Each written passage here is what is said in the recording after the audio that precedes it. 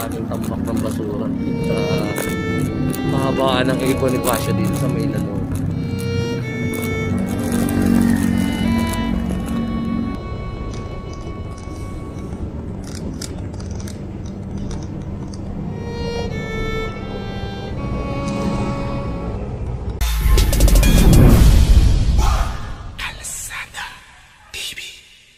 Naaalala niyo pa ba itong mga naglalakihang mural na to? Pues kung hindi na, isa lang naman to sa mga naging proyekto ni Yorme nung kauupo pa lang niya. Pero nakakalungkot man na isipin na itong mga nagagandahang mural na ito ay binaboy at tuluyan nang nawala. Ngayong araw na to, na-update natin tong kahabaan ng A. Bonifacio dito sa may Laloma. Nakita nyo naman yan, oh. Mula dito, tambak na yung basura hanggang doon sa dulo. Pakita ko lang sa inyo.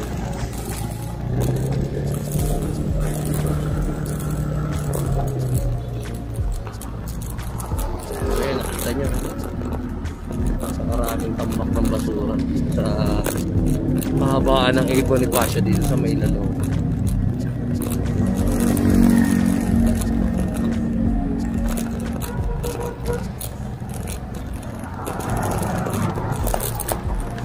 Sa may kanang bahagi, ito yung papunta ng ng Maynila, Blooming Treat.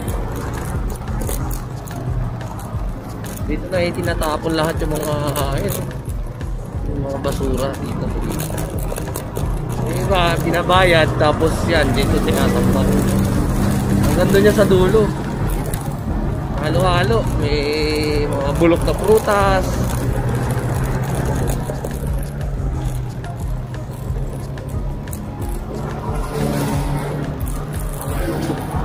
Bagamat may naglilinis naman dito araw-araw, yung mga natin, DPS sa kalyo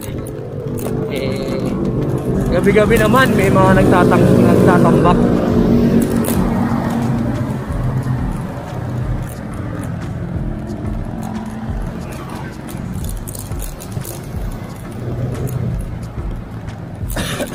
Yung ba mga pinag-ibaan ng bahay.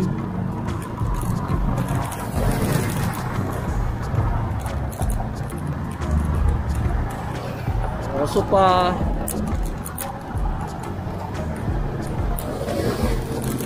mga hazardous material pa galing sa mga clinic.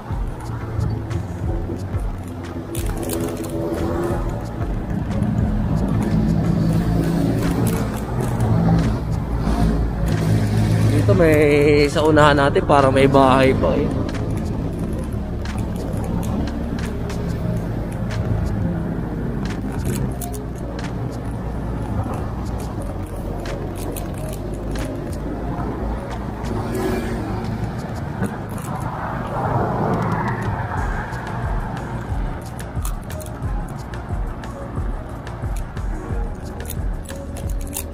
Nakakalungkot kasi nung nawala si Yorme,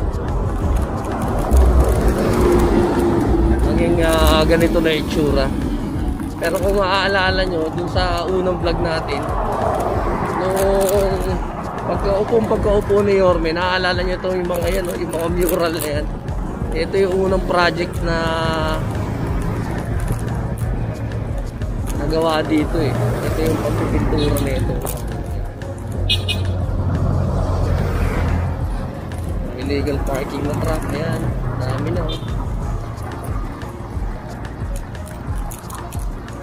Na sila na squat.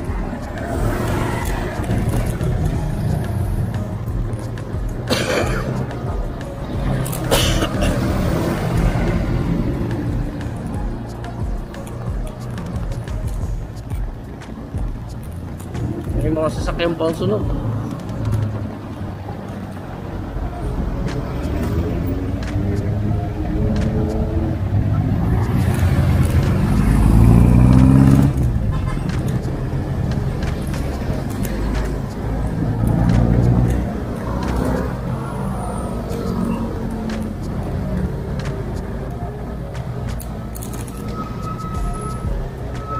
Bahay-bahay dito.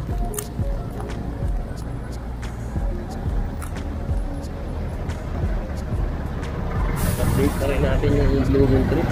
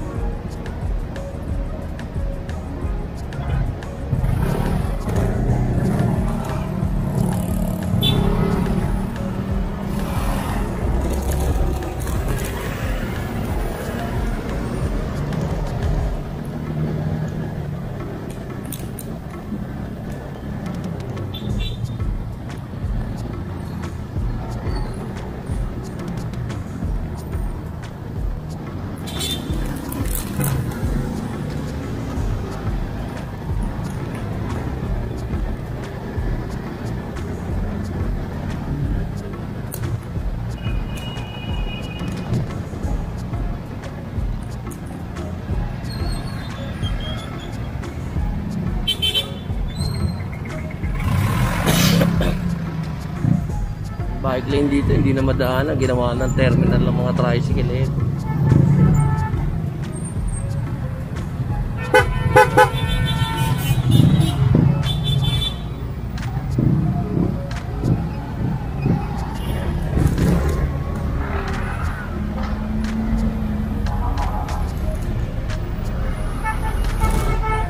Ito yung sitwasyon dito sa Blooming Tree ngayon.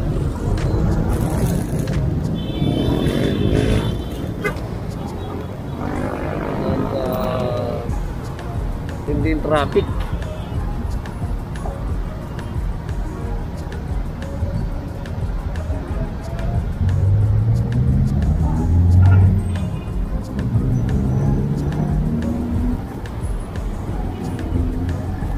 Bukas mas madugo pa yan, gawa ng 24 na bukas.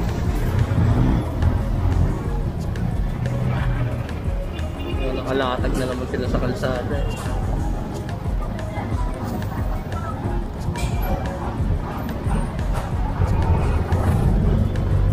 Mga tao, wala na madaanan.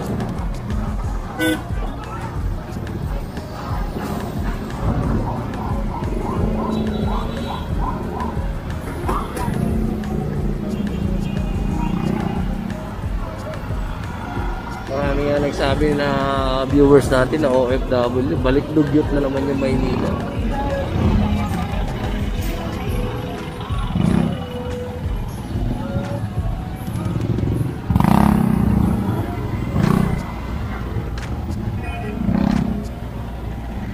Marami na naman mga naka-illegal park na mga sasakyan na malagbag na iba.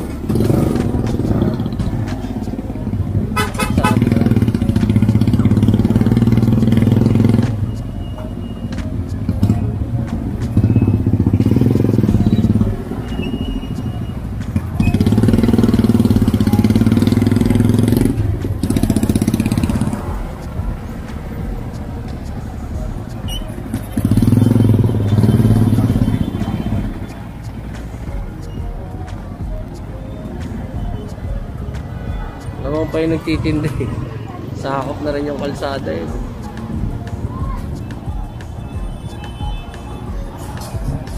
Parang yung Blooming Tree dati, bumalik sa dati.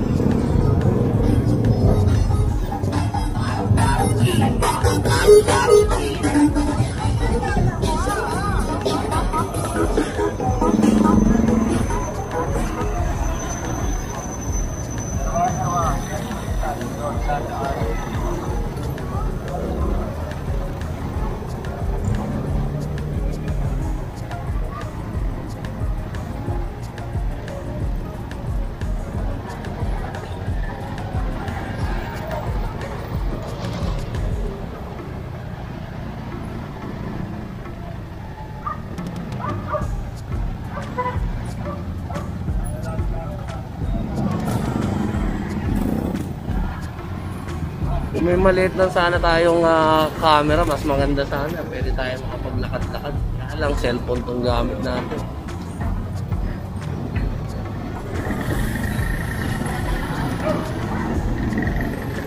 Yung ibang mga vendor, allergy sa mga vlogger.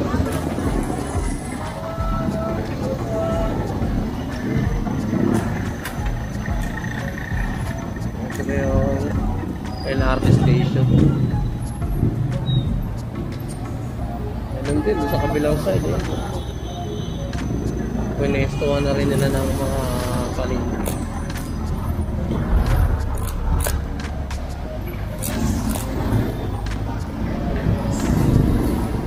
Ganun din dito. Ganun na naman. Mga nag-illegal terminal na naman yung mga motorista natin.